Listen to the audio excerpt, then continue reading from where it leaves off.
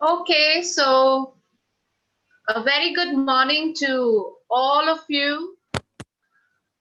We have our guest of the day, Madam Sholeh Wolpe, here already with us.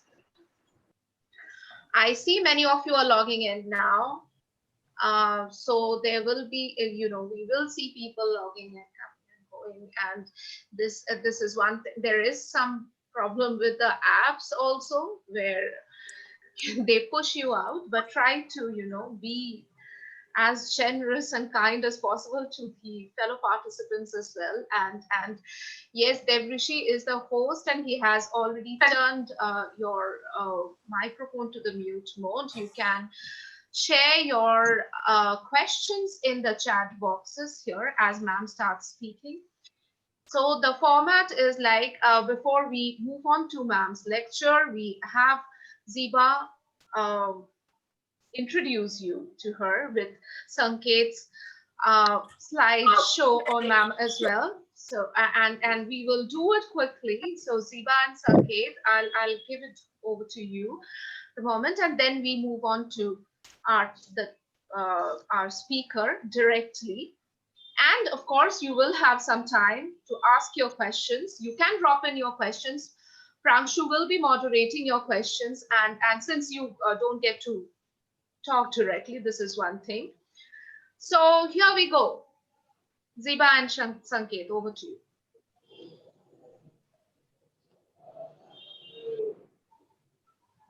If poetry comes not as naturally as leaves to a tree, it had better not come at all.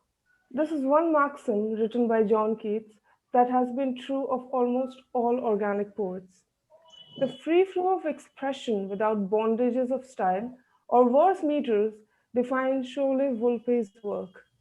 The organic nature of her works is reflected in the background from which her poetry emanates.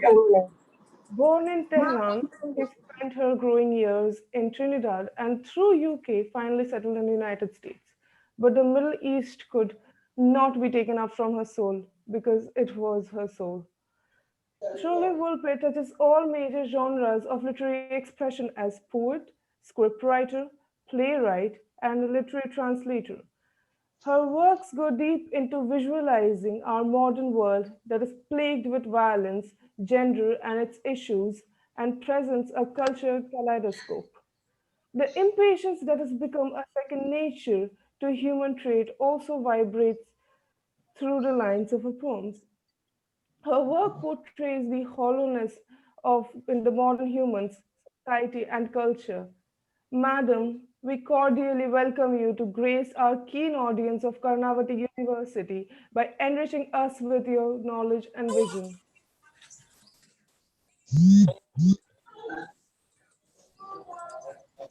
Thank you so much, Ziba and Sanket. Thanks again.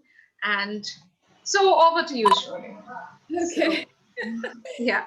Thank you so much. It's such a pleasure to be here and across the world. I was in India just this earlier this year, and I was again at Jaipur Festival and at several other places, including Delhi. And then we got back and COVID-19 happened. And it was very strange because for the first time in my life, I have been placed in one place where I cannot leave, because all my life since I was 13, I've moved from country to country, city to city, and so the freedom of movement have always been part of my life, and now everything has changed. So this is a very interesting time, but yet at the same time, here we are connecting. I'm in Los Angeles, you are in the state of Gujarat, and it's beautiful. So we're talking today about home and exile, something that you may or may not know about in your young lives. But just to give you an idea, when I was 13 years old, my parents sent me to live with my aunt and with my grandmother in the island of Trinidad. And the reason they sent me away was because there was something in my soul that and behavior that could not keep me in my birthplace, Tehran. I questioned everything. I was failing in some of my classes, not because I wasn't smart or I wasn't studying, but because I wanted to know why I was being taught certain things, why as a girl, I didn't have certain rights that, say, the boys did or my brothers did. And this always created problems. And my parents thought maybe it's better for me to change country, to go someplace else. Maybe I find some answers. Maybe I would feel some peace in my life. So when I went to the island of Trinidad in the Caribbean, if you're not familiar with where it is, the majority of citizens of Trinidad are either from African background, so they're African Black, or they are Indian, so there's great Indian food there, or a minority is Chinese and British. So for someone like me, I just didn't make sense to them. And remember, this is not now, this is not right now where there is internet and people are connected. And it was a very different world back then. And as I arrived there, I realized that I don't belong to any one category. I'm not really white, but I'm not Black. I don't have straight hair, and I have curly hair, but my hair is neither straight enough to be like the Indian kids, nor curly enough to be like the Black girls, right? So it's just, I just didn't fit any category over there. And that was the beginning of my life understanding this idea of quote unquote otherness. I still didn't understand. I was young. I didn't understand the idea of exile, and the revolution in Iran hadn't happened. So I still could go back to the country. So it wasn't like exile or anything. It was this idea of otherness. Where do I belong? There is a category out there that has no definition, and I'm in that category, but what is it? I went, and then on top of that, I went to a Catholic school.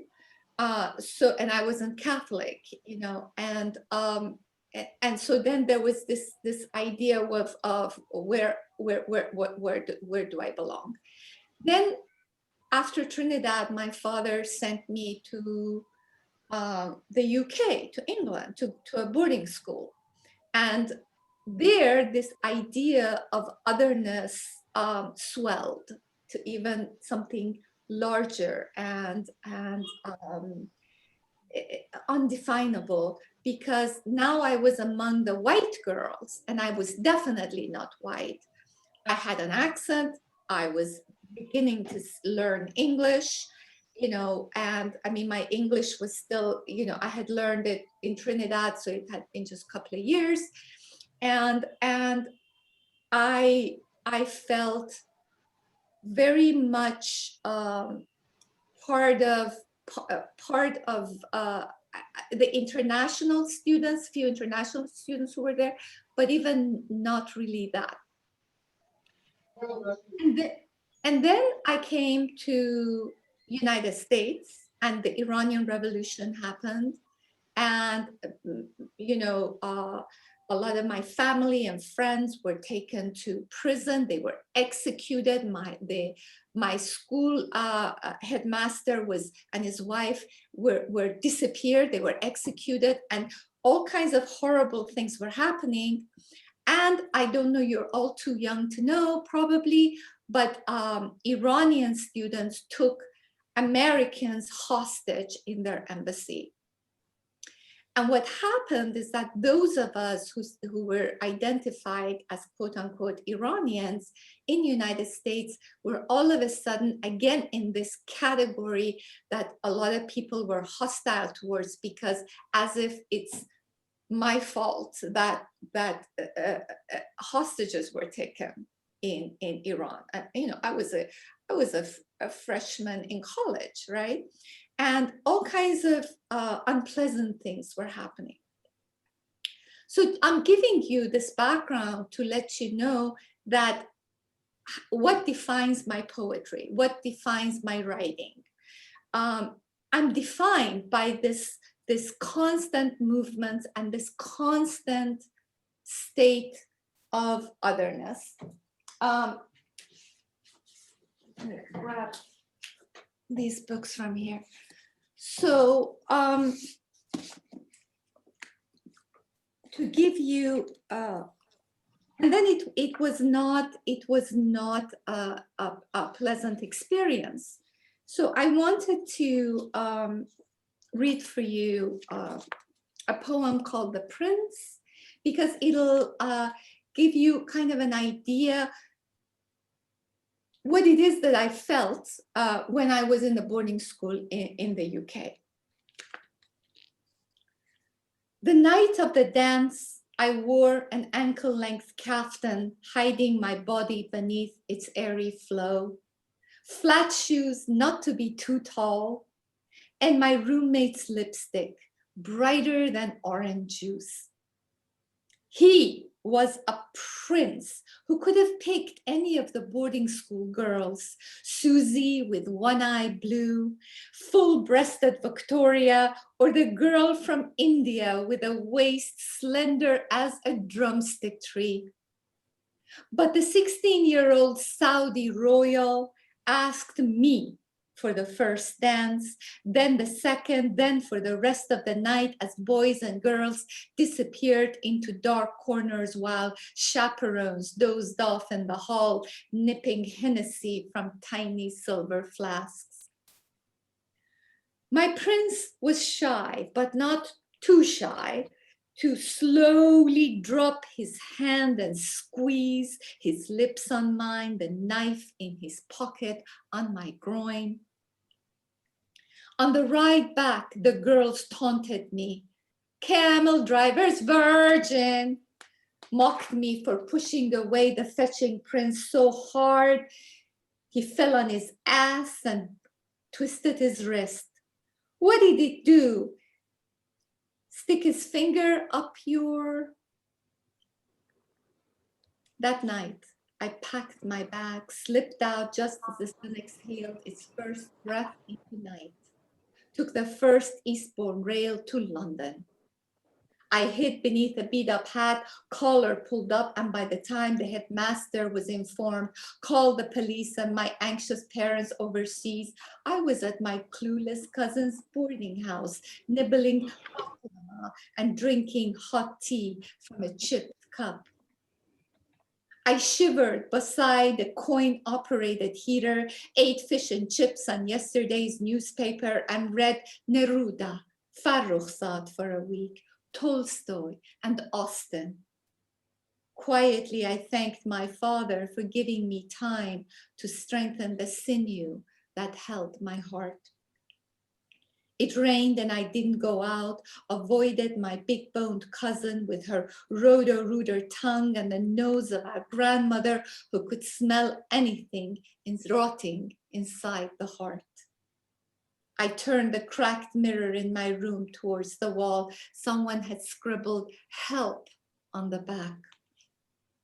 The rose-splattered wallpaper looked scrubbed with day-old coffee. The lone sofa sagged with the weight of absent occupants, the way my lips still felt the heaviness of that first kiss.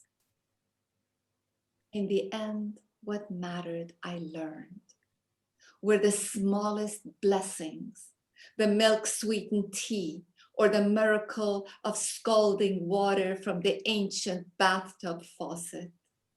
What counted were my widowed cousin holding her own in a foreign land, and the grit to say no to what is hurled, words, glances, bullets, all.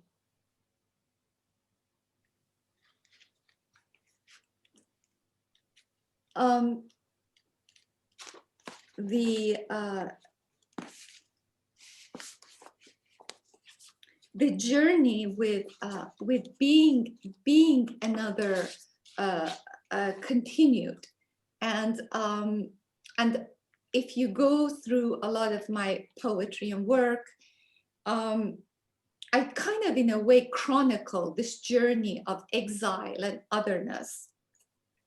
Here's the outsider. I know what it's like to be an outsider, a khareji. I know how English sounds when every word is only music. I know how it feels not to be an American, an English, a French. Call them Amrikai, Ingilisi, Faransavi, see them, see me as an alien, immigrant, Irani. But I've been here so long, they may call me an American with an American husband and American children. But mark this, I do not belong anywhere. I have an accent in every language I speak. And it's true. You know, I do have I speak 3 languages and I speak them all with an accent. And that's the product of sort of not belonging, going from place to place and not feeling the sense of home. But let me tell you, I eventually did find home. All my life, home was a holy grail. I couldn't go back to where I grew up. I couldn't, you know, and I was moving from place to place. I eventually found home. And I tell you where home is. Home, we carry inside of us, all of us. It's within us. And what I learned is that if I truly felt at home, which is within myself, no matter where I go, I'm at home. No matter what country I'm in, people will be my fellow countrymen and countrywomen. They will be my brothers and sisters because I am home among them. I realized that if I allow politicians to define home for me, I'm in trouble. Because the way politicians, kings and queens and presidents and dictators tell us, the way they define home for us is they make these very imaginary boundaries on the surface of our home, Earth. And then they tell us, you belong here, you belong there, you belong there. We cannot listen to them. Yes, we are different in different groups culturally. We look different from one another, but that doesn't make us different. I translated Sufi mystic poet Attar. You may or may not be familiar with this incredible poet. If you're not familiar with him, please familiarize yourself with him. Rumi considered him his master. And Attar's work had not been translated accessibly. And so I went ahead and I translated it. This is the hardcover Conference of the Birds, right? And then the soft bound, it has a beautiful blue cover. Attar tells us unity is not uniformity. Unity can only exist in diversity. And I know that no matter where we are, look, I mean, look at this country. I'm right now in the United States. The liberals and the conservatives are at each other's throats, and where instead of celebrating their diversity, same thing in India, same thing in Iran, same thing Azerbaijan and Armenia. I'm not denying that cultural identity is a beautiful thing. But unity, Attar tells us, the Sufi mystic, truly can exist when there is diversity. Otherwise, it's meaningless. I'm going to read you a very, very beautiful piece that is from Attar, and then I'll tell you a little bit about the story of the Conference of the Birds. So Attar says, whether you're an ascetic or a libertine, and that means like, ideologically, religiously, doesn't matter what you are.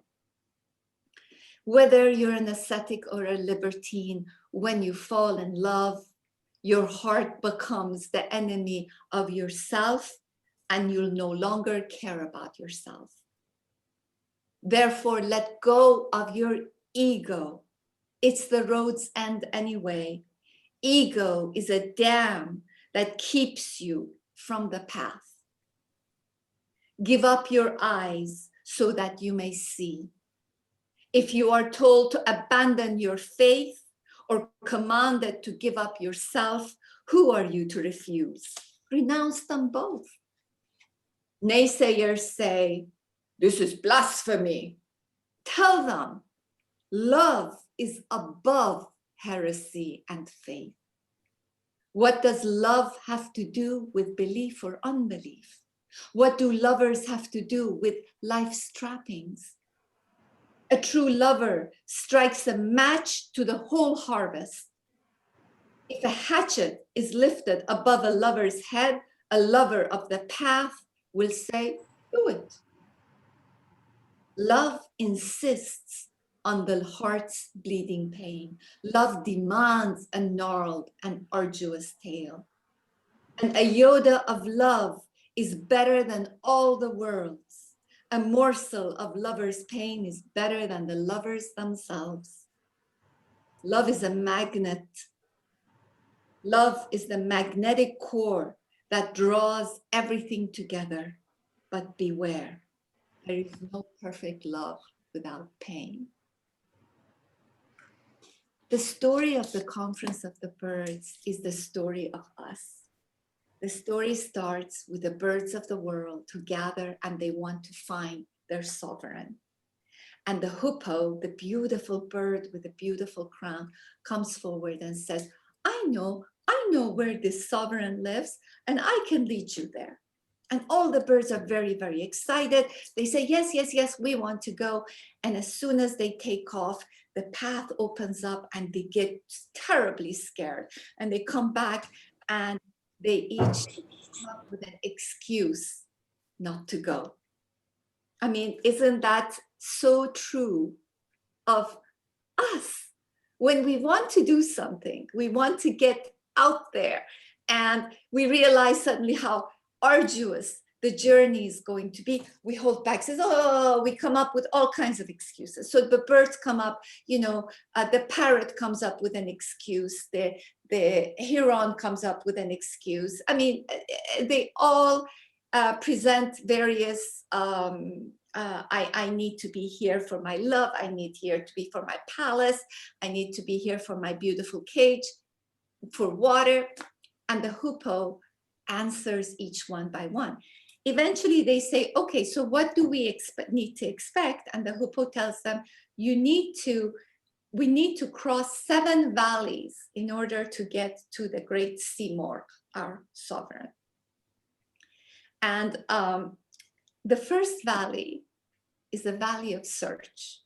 And this is something I think for you students here, this is really important to understand, because that, you know what, that first step is the most important step, because you take one step, then the next step is almost automatic. The first step is this valley of search. And Attar says that when you want to enter the valley of search, you've got to take your full cup and empty it before you enter. And what is that cup full of? All of the things that we've been taught from the time we were little, all of the preconceptions, all of the assumptions, all of our prejudices, all of things that we think we know and we don't know. And Attar says, if you are going to go in search of knowledge, you can't go with a full cup because there's no more room for new knowledge for you. You've got to empty that out and then enter. So, then, we go through different valleys, valley of love, valley of detachment, until you've passed all these valleys. I'm not going to go into it because we don't have time. So finally, the birds take off. The birds take off, and out of millions and millions of birds, 30 birds arrive at the door of Simorgh. And then something completely surprising happens. They're not allowed in. And I'm not going to tell you what happens afterwards, why they're not allowed in, and finally, when they are, what happens to them, because I want you to go out and I want you to take this journey for yourselves. It's at Attar's The Conference of the Birds. So then I want to talk to you a little bit about the process of translation. I'm primarily a writer, so I'm a poet, I'm a playwright, but I do translations. Two major works that I have translated basically have been this 12th century Sufi mystic, and I've translated this 20th century amazing woman, Pharaoh. Now, let me tell you a bit about who Pharaoh was. Pharaoh, 20th century, mid-20th century poet. She died at the age of 2, and within such a small span of time, she became an icon. Why? She was the first woman in the history of Iran, if not Middle East, to speak completely from a perspective of a woman, sexually, socially, in a warm and flamed embrace, sin in a pair of vindictive arms violent and ablaze. In that quiet, vacant dark, I looked into his mystic eyes, found such longing that my heart fluttered, impatient in my breast. And she goes on, and in the end she goes, I have sinned a rapturous sin, beside a body quivering and spent. I do not know what I did, oh God, in that quiet, vacant dark. The whole poem, if you read it, and I'll include links where you can go and listen to it, is an incredibly sexual, beautiful, sensual poem. It's not that such poems were never written in Persian. It's just that women weren't allowed to write them. And when she wrote them, it created a huge tumult in Iran. People called her a woman of loose moral values, and she persisted. Her poetry is not just sensual. She has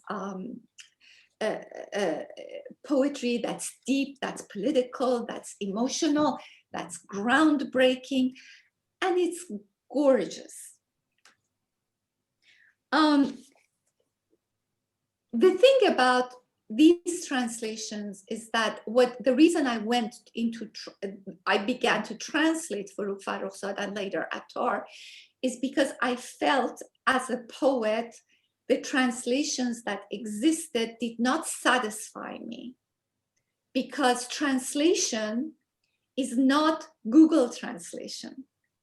Poetry in particular has to exist in the target language. So source language is where you take the poem from, target language is where you deliver it from, okay? You deliver it to.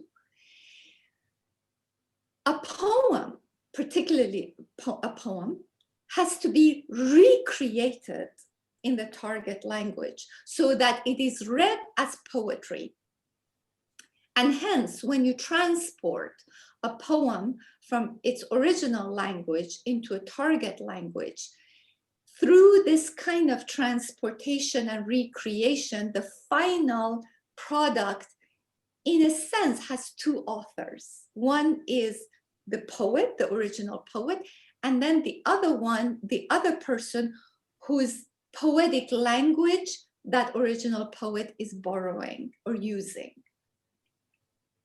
And so I felt that particularly these two poets had not benefited from sensibility of a poet who writes in English. And when Sin was published, this book, Translations of Pharaoh, it won a major award. It was Lois Roth Translation Award. It's a major award from a group that are Iranian scholars. And they were saying that for the first time, they were able to experience Pharaoh's poetry in English. Why? Because it was done by a woman who could understand the sensibilities and life of that poet in Persian and recreate it with her, with my poetic sensibility and my poetic voice. The same thing with Attar. Attar's poetry is 5,000 couplets, straight on. But at the time, in 12th century, when he wrote it, it was normal. People read things like that. That was their entertainment. But if you present that in English in that format, no one would want to read it. And therefore, you're not being faithful to the way it existed originally. The Conference of the Bird was, I mean, it's full of entertaining stories. It's full of parables. It's beautiful. And people enjoyed reading it. And Attar used these stories to teach spiritual lessons. So he was entertaining people while teaching them spiritual lessons. And I wanted to recreate that in the exact same format. And the way I felt it needed to be done, I needed to give sections titles. And so I made the parables, the stories, into prose format. And I'll show you exactly the way it was done. Like, let me pick a page. Okay, so for example, let's see if I can actually do this. So I made the speech of the birds into modern poetry, accessible modern poetry, and I made the parables into prose. So the whole book has structure. And so when you open it, it's easy to read, it's entertaining. And you don't even need to read it from beginning to the end. You can just open up and it's still entertaining and you still get a lot out of it. So that has been my journey with poetry and exile and home. One more thing about translation. I felt that for me as a writer, it's my duty to translate. It's a sin if I don't translate because I am steeped in two languages and cultures. Culturally and linguistically, I understand Persian very well, and I write, and of course I understand English very well. And I felt that here was an opportunity for me to make a bridge, because translation can act as a bridge between cultures and people, and it connects human beings and cultures. So if you have two languages in your pocket, it's your duty to translate, to bring cultures together, to allow human beings to understand each other and create a sense of empathy through literature. So I'm gonna stop here and allow you to ask questions. Thank you so much. It was, I don't have words to, put into express what it was like. In fact, it was like poetry itself. This is what I feel right now. In fact, I was just wondering, somewhere I read in some of your poems where you have mentioned that home is my host, I think. And I pardon me for not remembering the exact line. I was just moved by it. I just remember this expression. And now when you were talking about your endeavors in a translation, and as you say, as you put it, it bridges cultures. I was just wondering, do you find, is it also, is translation too an effort in the search for your home, I should say? And is it like that? Do you reach somewhere through your, as a poet, where you reach? Is it also a part of the project to look for your home? Look for your home, or a home, or the sense of home, that is. Well, I think that the search for home started is when you can't go home. I think what exile really means is that you want to go back to where you were born, to where your life began and you lived, and you can't for various reasons. And I couldn't at the time. All my life, I haven't been able to go back for one reason or another. And that creates a sense of exile. And in exile, you have this longing for home. I think all of you're living same place that your maybe your family home is. It's your country, you're there. And just imagine that, you have to leave and never go back. And that whatever you have there, your life is taken away from you, and that creates this longing. But just as I said earlier, for me, that search for home has led back to myself, which is a very Sufi mystic idea, but it's not something that can be taught. It's a journey. At Torah says our life is a journey. We're all wayfarers, and that if you stop in your journey to judge others and to dictate to how everybody else should live and how they should do things, you basically have stopped your own journey. You're hurting yourself. So life is a journey, and just go forward and learn your lessons. And this is my journey. In my poem, I say, is home my ghost? It's a question. Is home my ghost? Does it wear my underwear? Folded neatly in the chest of drawers. I mean, it's just question. Is it there? Is it not there? Is it me? Is it not me? Is it within me? Is it outside of me? And these are all very Sufi mystic questions, So. Yes. By the way, before I proceed with my next question, actually, you have a beautiful home that is visible here in the frame. I have been eyeing it. It's wonderful. Yeah. So okay. Srividya has already put in one question for you, and okay, then let's Pranshu, if you want to proceed with the question and answer session, because he will. Yeah, thank you so much, ma'am. Ma'am, before I move to the questions of the other, I would like to ask my own. So apart from poetry and literature, you have one more love, let's say, that is music. And as a matter of fact, you performed with world-renowned musicians.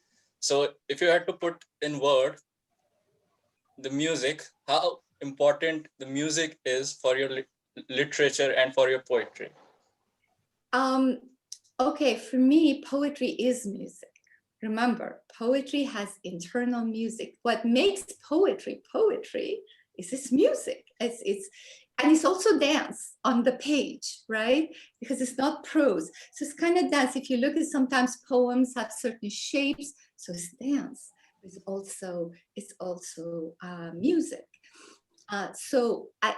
And I've always loved working with musicians. I'm not a musician myself in that sense, but I've loved working with them because I love combining the music of poetry with the music that is created or is already there. In fact, I have great news, and I will include the link. Let me put this right here before I forget. Let's see, does this work? Oh, it's not working. Okay, I will do it in a second. But I'm working on an oratorio. I don't know if you know what an oratorio is. It's singing. It's singers, you know, like a chorus, right? But it's I'm working with Fahad Siadat, who is writing and we've written most of it, a piece that uses my lyrics that I've taken from Sufi mystic poet Attar, and I've changed it. I've created the lyrics to vocal music. And we're not using any instruments, only the voice.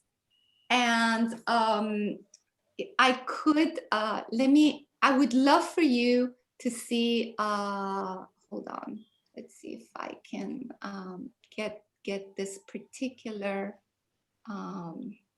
thing to share with you, because it is so beautiful. Let me see if I can do this, and you can maybe add some. Oh, here we go. Here's the link where it says the oratorio, and maybe later you can share the screen and just play the oratorio for everyone. It's beautiful. So we're creating not only music with voices, but also through dance. So we're going to have our singers to be making movements, but also we're going to have a dancer that goes. I'm very, very excited about that. Oh wow, we can play it at the end then. Before we all disperse, maybe. Yeah, play the oratorio. Or should I do it right away? I am pretty tempted, actually. Anyway, but I think others have questions, so you can ask one or two questions to ma'am, and I want to see this together. Please. Okay, so ma'am, there are some questions. First of all, people really want to know what was your first poem that you remember that you wrote, and at what age? And the second question, a follow-up, your play, The Holy Corona. Mm-hmm. So people are really interested to know about that. Where would you place your play Holy Corona in the Indian context with regards to the multitude of polarizing forces at play here right now? Mm-hmm. Yeah. Holy Corona.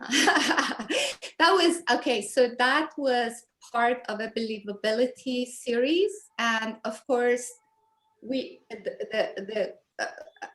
it was supposed, we were hoping theaters in New York are going to open, and it could be, the festival could open with that play in it, but I don't know when the theaters are going to open in this country, unfortunately. But Holy Corona is, I don't know how many of you have seen it. I think It might be available to be seen, maybe a recording of it online. What it is, it's a short play that's part of a bigger play that I have written. The play is called Borders, and the Borders is about what separates us, and that is a chapter of that bigger play. And I wrote that basically I just woke up one morning and it was just all in my head. And I wrote that. Something about theater, actually, because some of you may not know that I am also a playwright. I love the theater. And people ask me, but you're a poet, like how can you jump genres?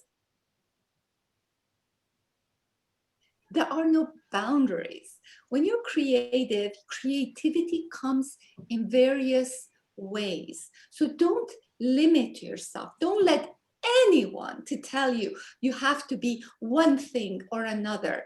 You have to allow your creativity to express itself in whatever format and genre it wants to. Now, for me, I come from poetry, and poetry has done great service to me as a writer, because when you learn to be a poet, you learn about economy of words. You learn to condense. You learn about the music of language. And all of that trains you to become a better writer, in my view. It trains you to be also observant. Poets are very observant people. When did I begin to write? I've always I was one of those kids, you know, I was just born, and I think I used to collect all of my cousins when I was, I think maybe 7 or 8, and I used to write plays for them, and we used to entertain our family. It's just something that I love to do, this sense of creative. Now, at the same time, I admit I suck at math.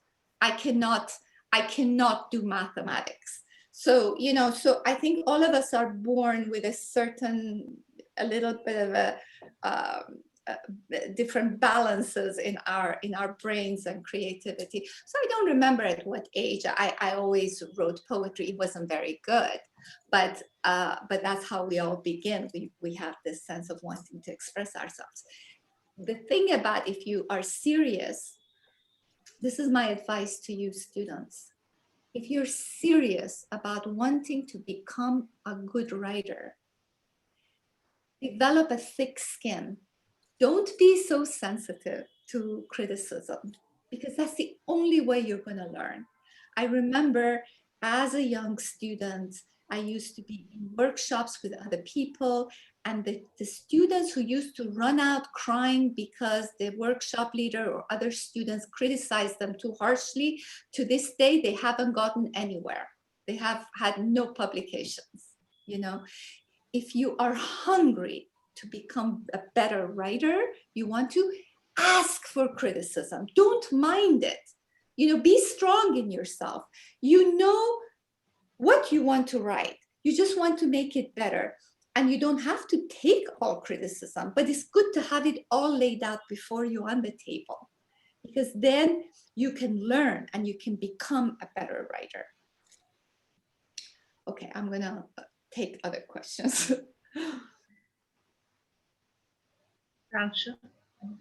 Yeah, sorry, ma'am. So there is one more question, and it's gonna be so here it is that the person is asking that are there poems that you kept for just for yourself?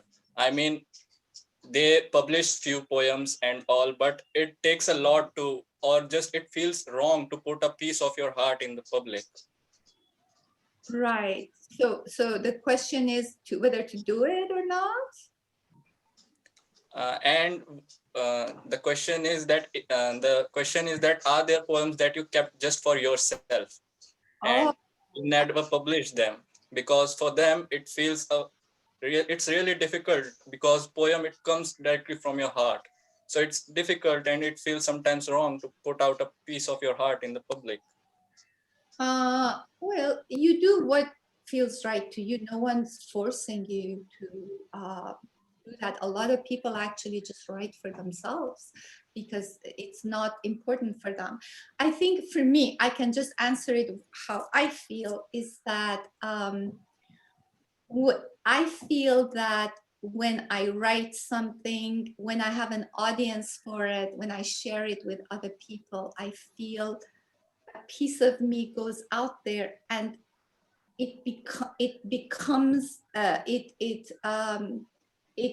it's no longer from me. It becomes part of everybody else's life, because once you let go of something, you no longer can claim it as yours. It belongs to others. Every person takes in a poem differently, you know, and I think the only time that I wouldn't let something go is because when I'm not sure it's good enough. But if it's good enough, if I'm not ashamed of sharing it, I do. I'm a very open person. I've written about my life and love affairs and, you know, everything. And then my next book that's coming out is going to be very autobiographical, very revealing about me. I don't mind that. What I don't like doing, which sometimes memoir writers do, is when they write unfairly about other people and with judgment and their own judgment and their own venom.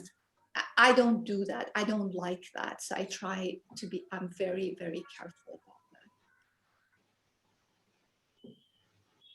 that. Right.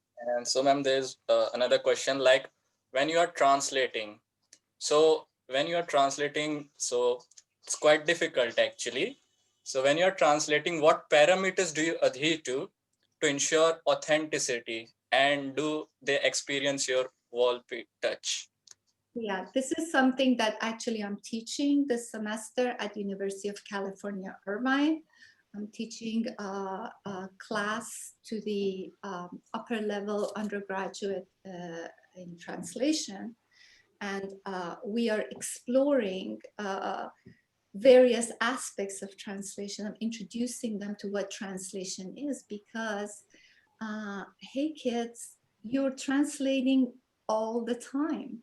You know, translation takes place all the time within our language, within our visual fields. Dance is a translation. Music is a translation. You know, so we have to begin to look at the idea of translation in a different way. Now, if you are working with text, I talk to my students about, you have to steep yourself in that work. You have to understand it linguistically. You have to understand it culturally. You have to understand who wrote it, why. You have to understand everything about it, and then translate it literally. And then you have to transport it into the new language, which means to recreate it. And a lot of people in the process of transportation, they murder the text. So they present the corpse of a poem, you know, say in English or in the source in the target language, right? So to become a translator, you know, if your students at school, it's good to take classes with experienced translators, because they will change your viewpoint. First, you need to change your point of view, your perspective. It isn't that you just take a text and you just translate it.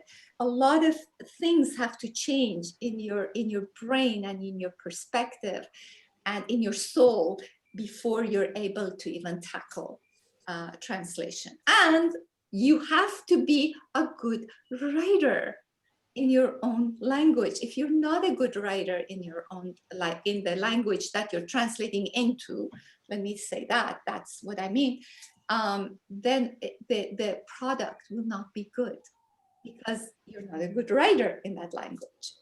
That's why I don't translate into Persian unless I'm co-translating it. I've co-translated Walt Whitman into Persian, but I co-translated it with a poet because I don't trust myself to be a good writer in Persian. So I always need to bring in a good writer in Persian. See? So that's really important. Yeah. Actually, there is a related question there. I was just sorry to interrupt. Yeah, ma'am, you can take it if you want to. But... No, I just got excited that Alma is writing. It is always said that the essence and true meaning of poetry is lost when translated. So, do you believe this to be true? She's asking. So, it just caught my eyes. Okay, tell me the question, because sometimes the audio kind of like breaks and I don't completely understand the question. Say the question again. So she's asking that it is always said that the essence and true meaning of poetry is lost when translated. Would you agree to this sentence? To this, belief, I would say. Is lost. Okay, let me say translation is possible. Translation is never impossible. It's just a question of when and who is doing it, if the time is right for it. The meaning, how you experience, let me say this, how you experience a certain text in a certain language is never going to be the same in the other language. Why? Because you don't come from that cultural background. You can't experience it, the music of the original, the cultural context of the original. So in that sense, no, you'll never be able to. But you can recreate it. You can recreate the experience.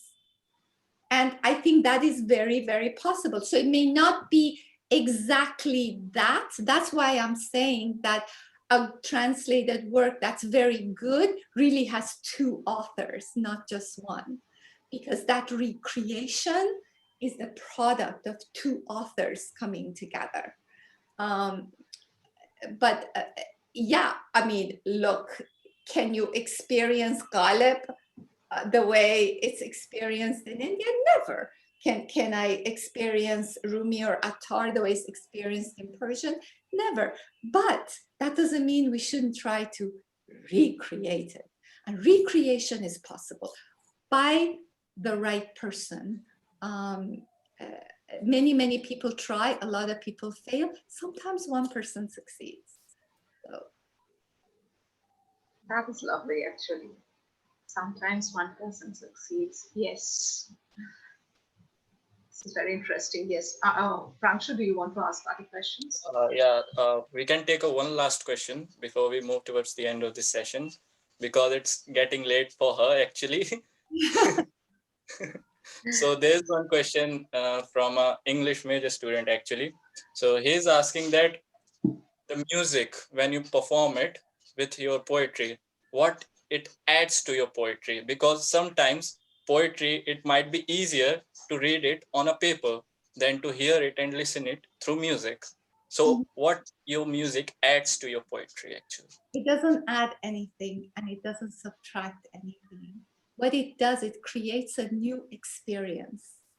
You know, we're creators.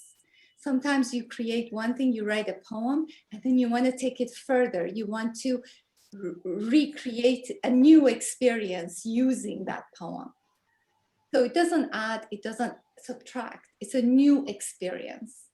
And I love that. I love this process of constantly creating and recreating and putting the experience out there. I like adding visuals. I like adding dance. I like adding lighting, you know. It's fine. It's just adding on and creating new experiences. And you can always go back to the page and experience the poem in a quiet corner on the page. And that's beautiful as well. That was really interesting. That was really interesting. Actually, last time when I met you in JLF, we were discussing on we discussed on different topics. Yes, and now this time having so many people with different type of questions here, it was a great opportunity to know you better, I would say, Sholeh. It was lovely talking to you, listening to you, and it would have been great if we could have, if there was more time. I know you mentioned it is getting pretty late at your end, and still thank you so much for sharing so much, because here we have students from different semesters. They have courses in translation studies. They study gender through literature. They have genre studies paper, and you made a wonderful comment on the boundaries that genres create. I'm sure many of them would be able to link to it. They study essays and different, and they study the boundaries and the how to overcome it. So I think I'm sure the way they participated here, it was really, really, really enriching. And we would love to have you, again when you have time. Maybe yes. So they are shaking their heads. Yes. Yes. So really, thank you. We would love. Yes, please. But something else that you can do is that if you go to my website, the events.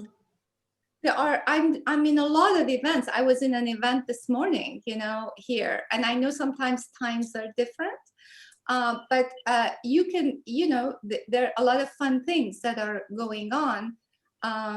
For example, there is an event coming up about this Iranian poet Pharaoh I was telling you at a university in Northern California. I think it's like in December 5th or 4th, I don't remember, but that's coming up. There's another event. I mean, you can always check through my website. I also have a YouTube channel. You can all subscribe there, and I sometimes put like really fun videos that I make. I can with poetry and movement and things like that.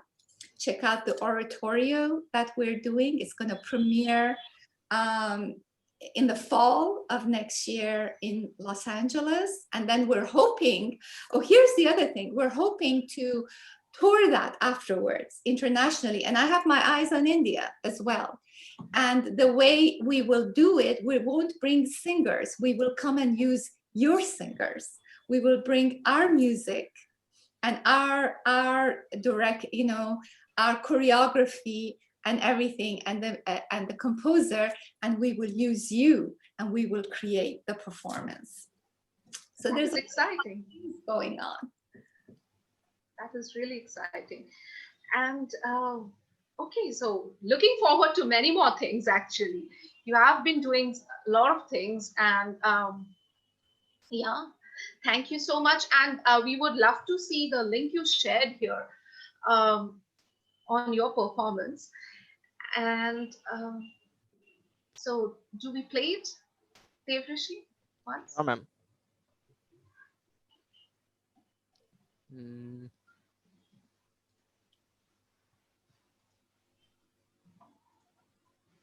Okay, just let me know if you are able to hear it.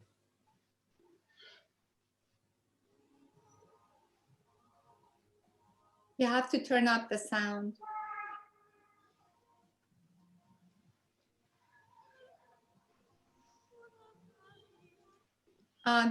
Is there sound? There is no sound. Yeah, you need to turn up the sound because there's music there.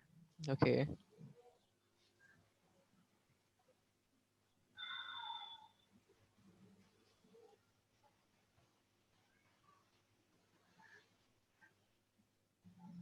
Here we go once again.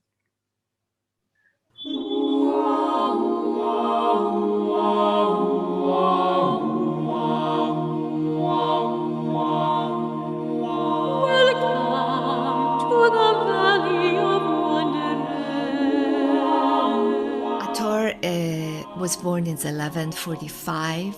He's one of the greatest Sufi mystic poets of Iran, best known for his epic poem, The Conference of the Birds.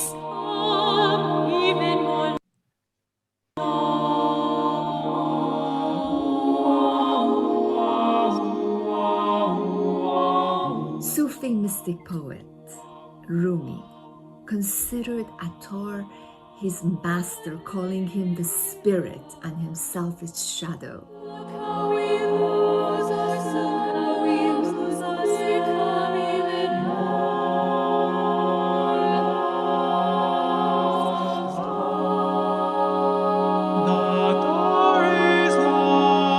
Conference of the Birds is a semi-staged oratorio, and by that I mean it uses words and music and movement to tell a story.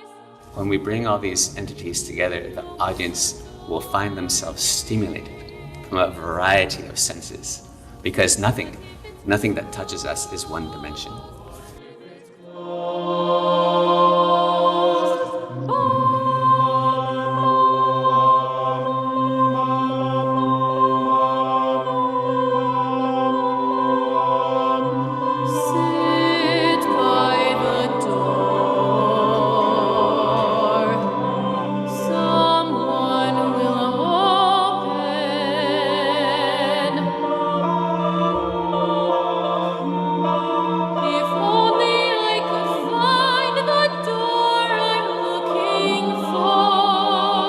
You know, it's one thing to sing about a journey, and it's another thing to go on that journey.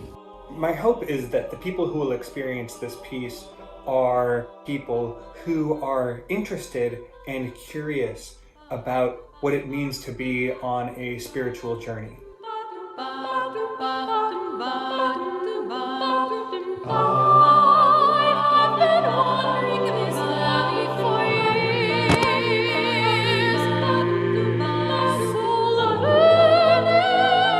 The epic poem is in Masnavi form, and it's a story of the birds of the world gathering one night to seek their sovereign, the great Simorgh.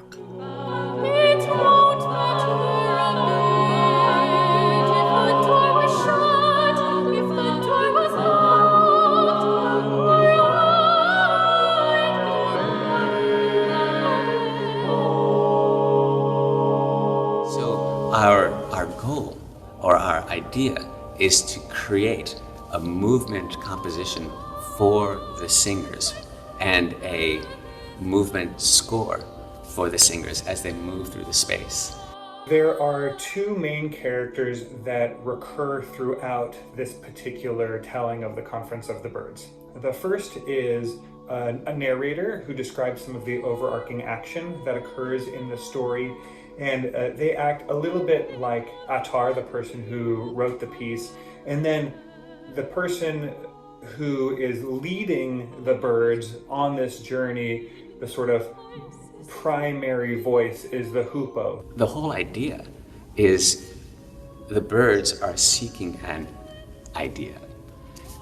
So what we have are the seekers and then the thing being sought. And that is what the dancer is.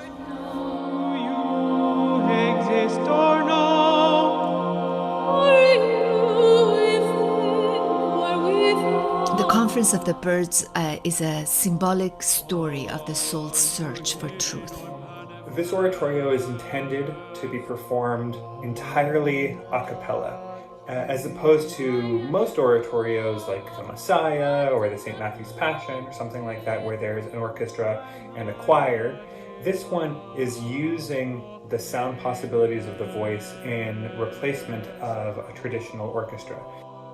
So we'll be delineating the roles, and the dancer will be more of the abstract concept that will weave and connect the singer's journey.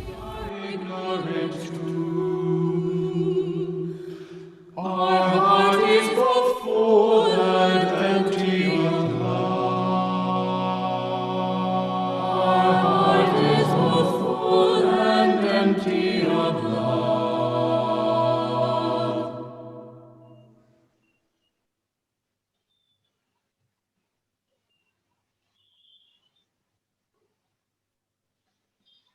Wow. Yeah, so this is just an introduction to what it is. Obviously, we have not performed it yet. We are still working on it, but this is just an information on what we are working on. And it showed that we were working with the singers, so the singers will be like part of the movement, and it's quite an experience. I hope one day we're going to be able to bring it to India.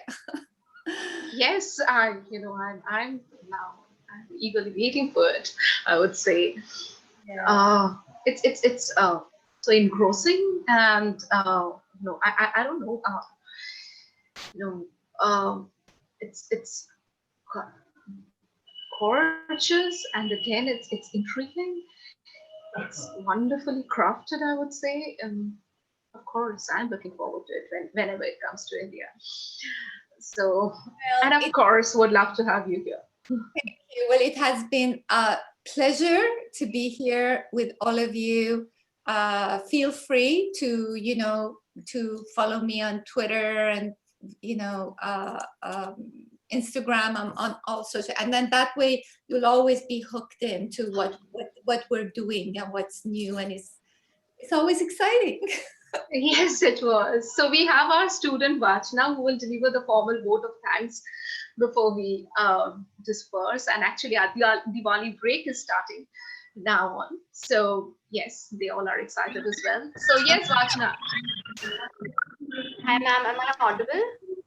Yes, you are. Okay. So, ma'am, in an interview with Guernica, you once said translation is like a scalpel. It cuts to reveal and to heal. So that is what we learned today. Each of our stories intertwine somehow, but it's the barrier of language that stops us from connecting with each other. Translation unites the diverse. Thank you, ma'am, for joining us today and taking time out of your schedule to share a little portion of your life with us. We sincerely hope that once campus opens, we would be fortunate enough to hear from you in person. Thank you again. Thank you. Thank you. My love to all of you. Thank you so much. It was great listening to you. And of course, thanks for coming. Thanks for taking your time out of your busy schedule for us. So thanks a lot. And thanks to all of you here who joined in. Wish you all have a wonderful Diwali ahead. So good luck and goodbye to all. And before you all go, yes. I'll just request all of you to turn on your camera so we might have a picture with our guest. Oh, yes. Sure. A group picture. Yeah. Sure. Okay, I'm waiting for everyone.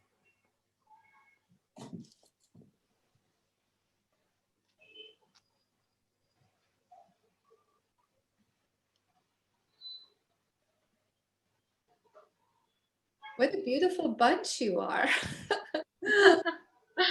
Wow. Wow. Okay, still coming up. Okay. Okay, So 3, 2, 1, and smile. Okay, one more. 3, 2, 1, smile. Okay, thank you so much. Thank you. Bye-bye, everyone. Bye. Bye, ma'am. Thank you so much, ma'am. Okay, thank you all. Thank you so much. Enjoy your Diwali.